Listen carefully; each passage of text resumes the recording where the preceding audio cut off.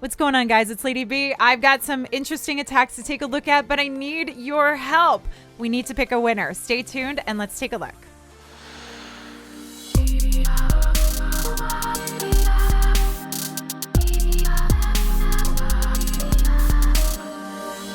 So Oddities put a contest out there and they had their war. We've narrowed it down to 3 different attacks that were pretty unique in various ways. While they have some components, at least one of them has a component that you might be used to seeing. There was a use that we'll talk about a little bit later that I think was very interesting. But the others, I don't know. We don't see too many of these things. Maybe a little bit more now, but not very often, which is why it makes them oddities and which is why this makes it fun. And one of them broke all the rules.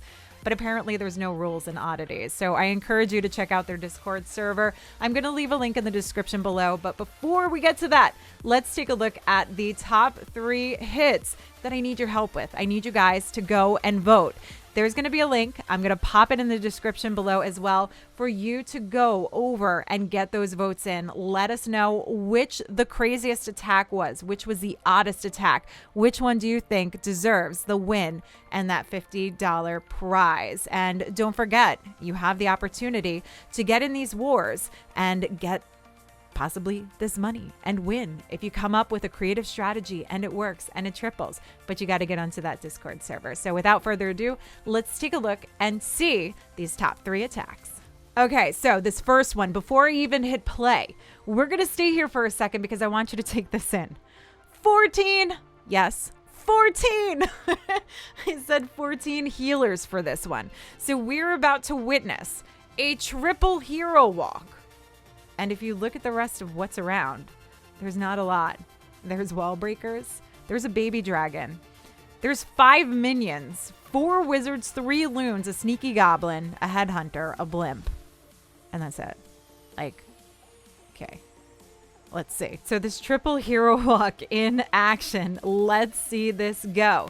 We see the queen right at the it's just about the 11 o'clock 10:30 side of the base with the king on the opposite side. So she's right in the center here. We know these what are going to be the wall breakers are for to charge her through. First layer to come in to take down this town hall as the king lines up the pathing, eliminates the opposite side of her or the adjacent side of her, working down and around on a parallel edge.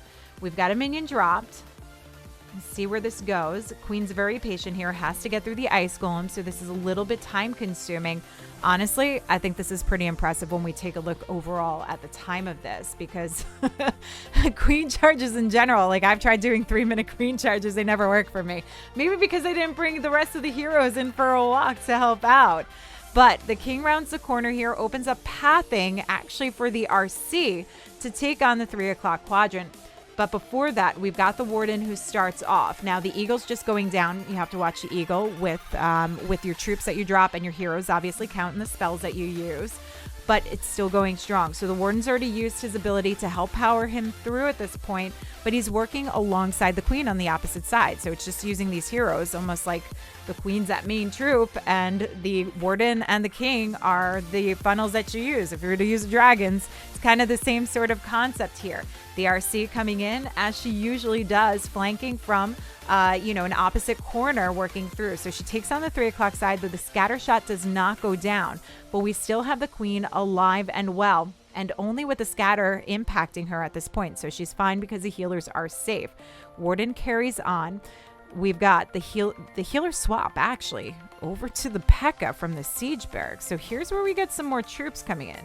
So we're low on the troops. Bringing in a siege barracks might be something you need to think about if you're going to do this raid. Yetis come through to help power through some of those remaining defenses, and the warden carries on with that nice long range that he has to help take down the X-bow. Scattershot still on the queen, but she's survived. She's doing great. Not a lot of damage coming on her other than that, and she can take that impact, so it's not a big deal. And a really solid, beautiful hit. Interesting. I mean, we've seen these. It's not the first time we've seen this, but we really don't get to see it very often. And have we seen it in Total Hall 13? I think so. But, I mean, it works. I want to try this out. Do you want to try it out? Do you think this deserves your vote? I think it's pretty incredible. But wait, let's take a look at the next one to come. Before we get into this one, let's take a look at the troop composition. This one is known as the Rabid Hound. And why? Because we have bats with the hound. And that's kind of it. We've got healers, so we're going to see a queen walk, queen charge coming through. We've got the baby dragons, 2 we're bringing along, 8 minions, but only 6 loons because we have 4 hounds. 4 hounds. Craziness. Okay, this is very odd. Let's take a look. So, queen drops in sets. Around the 9 o'clock side of the base, we get to see her coming in with a, maybe not a crazy charge, but she does have a deep push to come through and pick up some massive, massive value. The one incredible thing about this type of raid is that you're using the hounds to take the lead for the bats, and it works phenomenally well. This is not the only one I've seen. I've seen this twice. This is like a genius approach. This is something... these things excite me to try and farm up my account. I gotta farm up my rushed account to get to this level. So the queen charges through from this 9 o'clock corner, gets into the IT chamber, takes down that single IT, works her way in. She's gonna take on the eagle, take on a scatter shot. So she's taking on good damage here. She's knocking that out, eliminating it. Clan Castle is going to be taken out of the mix as well. And you can see that second layer wall break works just along the 730 side of the base to open the queen's pathing back up so she can work down and around. She'll eliminate an AD, an air defense on the back end there, and an AT, an archer tower. So a little point defense that will go down along the way. Rages the queen up to try and speed this up ever so slightly, but he knows that the healers are taking on some heat from the air defense, targeting them, which means the queen's not going to have as much life as you would necessarily hope for. And he's already used the ability and last rages down. So look at this. This is where it comes into play. We had the hounds taking the lead. They're picking up traps along the way. Good chunk of them coming through, cutting across, clearing that path and tanking for the splash damage. Look at that. Wizard Tower not even paying attention. Where they come into contact, where they could take the splash from the scatter, he freezes it up. Very smart. We had the blimp sail across with the Yetis inside the town hall, and they actually lend for a little more damage coming through to help take on those defenses. But look at these bats go. Oh my goodness. Freezes down perfectly, covers up a nice important area. We had the Wizard Tower, the air defense, and an air sweeper all in one spot that could have posed a threat. Now, while the bats fizzle out, we still have the queen alive to wrap around the corner here. And this is one common theme I've seen with this, is that the queen should stay alive. Minions wrapping around. I mean, we've got to do a whole series on this, I think. This is absolutely incredible. The minions come through for some back-end cleanup once the defenses are down. So you're going to want to hold on to those minions. But this is crazy. Absolutely incredible to see those hounds do the tanking for the bats. What a smart, ingenious, incredible, crazy, odd way to think about using lava hounds and bats. The Rabid Hound. Very nice. Does it deserve your vote? That's the question. Let us know. Is this the one you're going to vote for? The Rabid Hound. Should this win? I don't know. We still have one more to take a look at. So let's go look and see, because the key here is to see who's deserving. And I don't just want to see this in the comments section. It needs to be voted on in the website. So let's pop over and take a look at the third hit up for contention. And here's the third possible option. This is your third contestant to take a look at and see if he's deserving. Tesky. You might know Tesky. Now this one's kind of interesting. We are seeing this a little bit more, not a lot, so it's still considered an oddity because this DecaZap, the 10 Zapquake combination, we're using 10 lightning spells. Yes, I said it, lightning spells. I didn't call them zap spells. But the 10 lightning spells coming through with just a single quake to spread out some damage, pick up big value, we get to see. But it means very limited spells. We only have one heal for a minor attack. So the odd part is the way he goes about it. And if you look at this troop composition, we've got a couple of hogs to go along. So it's not a hybrid because there's only 2 hogs. This is a minor attack. But we've got 3 ice golems. So this is like an iGoMiner that powers through. But I love the DecaZap that comes along with this, and the way he actually goes about it, because we're going to see some back end heroes. So let me not just tell you about it. Let's actually take a look at it in action. So the Zapquake's used in the core of the base to eliminate the scatter shots and the clan castle. This takes on some key components that don't pose a threat anymore for the power through. But the way he sections it off, you can see he takes the natural pathing of the space. We've got that voided out chamber, nice and narrow for miners, especially if you only have one heal to go along. So the giants come in initially to take some tanking for the hogs, to keep the pathing going through, because he wants to make sure that the miners don't spread out. So this is what we're seeing here, a little bit of funnel action. So the giants tanking for the party wizards, for the hogs to get what's needed, sneaky goblins coming through, getting that storage down so the miners have that clean sailing moving along. So with this, we've got the warden and the RC working together with the miners. So we know that we have the warden ability a little bit later in. The only heal coming down right off the bat to ensure that these healers get through some of that damage, and the warden can save his ability a little bit deeper into this push.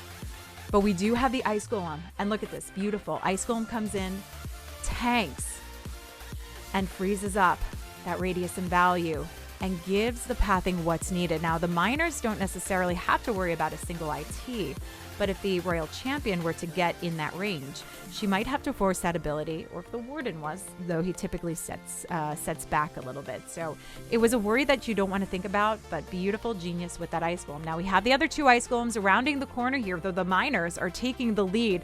It still provides a nice push, and the addition of the Siege Barracks gives the pack of value, that tankiness, and all those wizards to come along, so it wraps around. And because he zapped out that entire portion inside where everything is positioned, it's all reachable. Everything is reachable. Hogs come in for the assist from the Siege Barracks, so they come right in line where it's still reachable, but they take on some good value with the defenses. The majority of this parade of troops, of miners and heroes working along, come through the Town Hall Chamber. So it was just a really nice wrap around the base, and how it's navigated is so smart, and it's odd. It's not normal that we get to see a raid like this, and it's very daring to actually be able to use a heal, only one heal for a minor attack, because you've taken like a good chunk of the base down with those Zapquakes. So nice work from Teskey here, but the question is, does he deserve your vote? Is this odd enough for you? Was this good enough? So the challenge is, it's up to you guys to pick the winner. I can't pick them. They're all so good in my mind. So I need your help. I need you guys to pick the winner here. I'm going to put a link in the description below for the Oddities website, where you can go pick your favorite attack and tell us who's deserving of the $50 prize. But I also want you guys to head over to the Oddities Discord server. I'm over there. I hang out in there. Make sure you head over there and get in on these wars. Take a look at what's going on. You can submit some incredible attacks, odd attacks, all this stuff we want to see. We want to encourage you, and you can win money. So get in on it. You're never going to know unless you actually try. So let's find out. But first, let's pick a winner. And I think at some point, if you guys are interested in seeing this, would you want to see a video discussing the Rabid Hound? Because I do find it very interesting, where it breaks a lot of rules. And I kind of want to talk about this. It breaks so many rules, and it confuses me. And I think we need to break it apart a little bit. So we might do this. Let me know if that's what you want to see in the comments section below. If you're not already subscribed and you enjoy the content that I put out, we just hit 10,000 subscribers on YouTube. We're trying to get it up to 100K. It's going to be a long go, but it helps if you hit that sub button. And if you enjoy the videos, don't forget to hit that thumbs up. So until next time, this is LadyB. I'll catch you guys later.